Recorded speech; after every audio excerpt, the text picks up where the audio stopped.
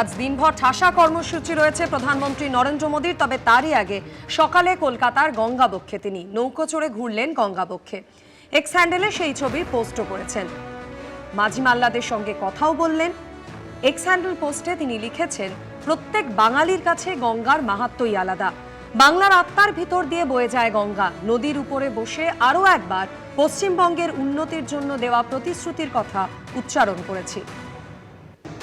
দিনভর আর তার কি কি কর্মসূচি রয়েছে আরো বিস্তারিত জানাবেন প্রতিনিধি শিবাশিস মৌলিক আমাদের সঙ্গে রয়েছেন। শিবাশিস, মাত্র দেখো, শুরুতে তোমায় বলি যে নির্ধারিত কর্মসূচি যা রয়েছে প্রধানমন্ত্রীর, সেই কর্মসূচি অনুযায়ী কিন্তু তার দুটি জনসভার কথা ভাবা হয়েছিল।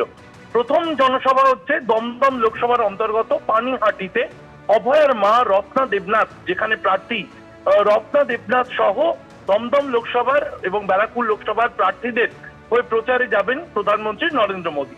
এই কর্মসূচি রয়েছে আনুমানিক 11:30 নাগাদ পানিহাটির অমরাবতী মাঠে পৌঁছাবেন প্রধানমন্ত্রী নরেন্দ্র মোদী। এরপর তিনি চলে যাবেন বারুইপুরে যাদবপুর লোকসভা এবং মথুরাপুর লোকসভার অন্তর্গত যে প্রার্থীরা রয়েছেন সেই প্রার্থীদের জন্য প্রচার সারবেন প্রধানমন্ত্রী নরেন্দ্র মোদী। তবে যেহেতু গতকালকে পশ্চিমবঙ্গে থেকেছেন প্রধানমন্ত্রী নরেন্দ্র মোদী, সকালে উঠে কার্যত সূচির বাইরেই তিনি কিন্তু গঙ্গাবক্ষে যান এবং গঙ্গাবক্ষে সেখানে দেখা যায় যে নৌকায় করে প্রধানমন্ত্রী তিনি ঘুরে দেখেন। কলকাতা শহরের আমরা জানি গঙ্গা দেখা হয়, তার একটা আলাদা মাধুর্য, আলাদা একটা সৌন্দর্য ধরা পড়ে সে কলকাতার। এবং তুমি যদি উল্টো দিকে দেখো তাহলে হাওড়া শহরের, এই কলকাতা এবং হাওড়া শহর তার যে সৌন্দর্য, সেই সৌন্দর্য কিন্তু প্রধানমন্ত্রী তার এক্স হ্যান্ডেলে পোস্ট করে ফুটিয়ে তুলেছেন এবং তার সাথে তিনি নিজেও বেশ কিছু ফটোগ্রাফি করেছেন, যা পরে প্রকাশ্যে আসতে চলেছে এমনটাও বিজেপি সূত্রে জানা যাচ্ছে। এছাড়াও তোমায় বলে রাখি যে প্রধানমন্ত্রীর এই যে আজকের যে সূচি, আজকের যে দুটি জনসভা রয়েছে, এছাড়াও স্বরাষ্ট্রমন্ত্রীর একাধিক কর্মসূচি আজকে রয়েছে, নীতিন নবীনের কর্মসূচি রয়েছে। সার্বিকভাবে বিজেপির কেন্দ্রীয় নেতৃত্ব তারা কিন্তু প্রথম দফার ভোটে অনেকটাই উৎসাহী এবং দ্বিতীয় দফার ক্ষেত্রে প্রচার তারা বাড়াতে চলেছেন। মাধুরী, ধন্যবাদ শিবাশিস। গঙ্গা বিহার করলেন আজকে প্রধানমন্ত্রী। একেবারেই তার রাজনৈতিক যে কর্মসূচি রয়েছে দিনভর, তার বাইরে আজকে তার এই গঙ্গা বিহার। প্রধানমন্ত্রী গঙ্গা পরিক্রমা করলেন, নৌকোয় বসে নিজে হাতে ছবিও তুলেছেন, যা অবশ্যই প্রকাশ্যে আসবে যেমনটা জানা যাচ্ছে। তবে এই ছবি দেখতে পাচ্ছেন প্রধানমন্ত্রীর এক্সপোজ থেকে। মাঝি মাল্লাদের সঙ্গে কথা তিনি বলেছেন। একদিকে হাওড়া রয়েছে এবং কলকাতা রয়েছে, অর্থাৎ খুবই তাৎপর্যপূর্ণ, কারণ দ্বিতীয় দফার নির্বাচনে হাওড়া এবং কলকাতা দু জায়গাতেই কিন্তু বিধানসভার ভোট রয়েছে। আর তার আগে প্রধানমন্ত্রী শুধু যে গঙ্গা বিহার করেছেন তাই নয়, তার সঙ্গে বার্তাও কিন্তু তিনি দিয়েছেন। বাংলার আত্মার ভেতর দিয়ে গঙ্গা বয়ে যায়, প্রত্যেক বাঙালির কাছে গঙ্গার মাহাত্ম্যই আলাদা। এবং একই সঙ্গে তিনি বললেন, নদীর ওপর বসে আরও একবার পশ্চিমবঙ্গের উন্নতির জন্য দেওয়া প্রতিশ্রুতির কথা তিনি উচ্চারণ করেছেন। দ্বিতীয় দফার ভোটের আর মাত্র কয়েকটা দিনই বাকি। সবে প্রথম দফার নির্বাচন হলো। প্রধানমন্ত্রী তিনি রয়েছেন শহরে আর সকাল সকাল গঙ্গা বিহার করলেন।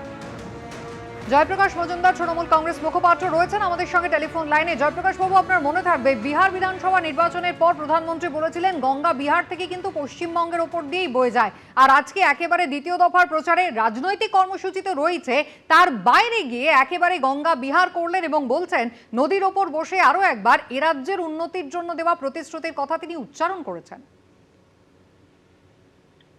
দেখুন, গঙ্গায় গিয়ে প্রতিশ্রুতি দিচ্ছেন, কিন্তু নমামি গঙ্গে 70,000 কোটি টাকা কোথায় গেল তার হিসেব দিতে পারবেন না।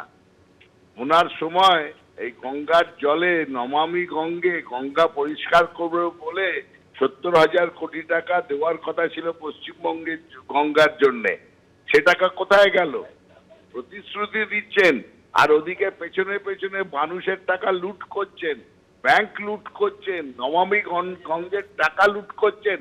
গঙ্গা দেবী ওনাকে ক্ষমা করবেন না এই মিথ্যে কথা বলার জন্যে এবং গঙ্গার নামে টাকা চুরি করার জন্যে। আমি একটাই প্রশ্ন রাখলাম, নমামি গঙ্গের 70,000 কোটি টাকা কোথায় গেল? কেন গঙ্গা পরিষ্কার হলো না? কেন পশ্চিমবঙ্গের বুকে নমামি গঙ্গের কোনো কাজ হলো না? ওই মিথ্যে প্রতিশ্রুতি দিয়ে মানুষকে ভোলানো যাবে না। ধন্যবাদ। এবিপি আনন্দ, এগিয়ে থাকে, এগিয়ে রাখে।